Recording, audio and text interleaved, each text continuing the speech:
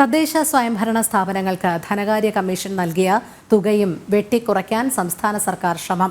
ആരോഗ്യ മേഖലയ്ക്കുൾപ്പെടെ നൽകിയ തുകയിലാണ് കുറവ് വരുത്തുന്നത്. സർക്കാർ നൽകിയ വായ്പയുടെയും സഹായങ്ങളുടെയും കണക്കിൽ ഉൾപ്പെടുത്തിയാണ് ധനവകുപ്പിന്റെ ഈ നീക്കം. 2024-25 സാമ്പത്തിക വർഷത്തിലേക്ക് ധനകാര്യ കമ്മീഷൻ അനുവദിച്ചതും ലോകബാങ്ക് സഹായവും ചേർത്ത് 8,532 കോടി രൂപയാണ് തദ്ദേശ സ്ഥാപനങ്ങൾക്കായി അനുവദിച്ചിരിക്കുന്നത്. ആരോഗ്യ മേഖലയിലെ പ്രവർത്തനങ്ങൾക്കും ഖരമാലിന്യ നിർമ്മാർജ്ജനത്തിനുമാണ് തുക ചെലവഴിക്കേണ്ടത്. ഇതിന്റെ ആദ്യ ഗഡുവായി സർക്കാർ 1,904 കോടി അനുവദിച്ച് ഉത്തരവിറക്കി. എന്നാൽ മുൻപ് നൽകിയ വായ്പകളുടെയും സഹായങ്ങളുടെയും തിരിച്ചടവ് കഴിഞ്ഞ തുക മാത്രമേ തദ്ദേശ സ്ഥാപനങ്ങൾക്ക് ലഭ്യമാകൂ. ഇത് പ്രകാരം അമൃത് പദ്ധതിയിലെ തിരിച്ചടവായി തദ്ദേശ സ്ഥാപനങ്ങൾ 12 കോടി 15 ലക്ഷം രൂപ സർക്കാരിന് നൽകണം.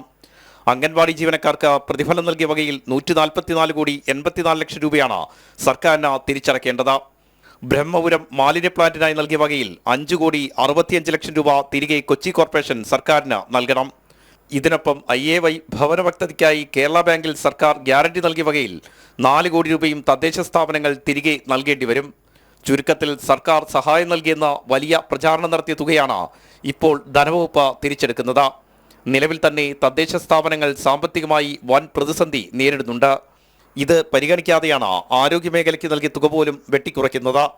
ആർ രാജീവ്, ജനം, തിരുവനന്തപുരം.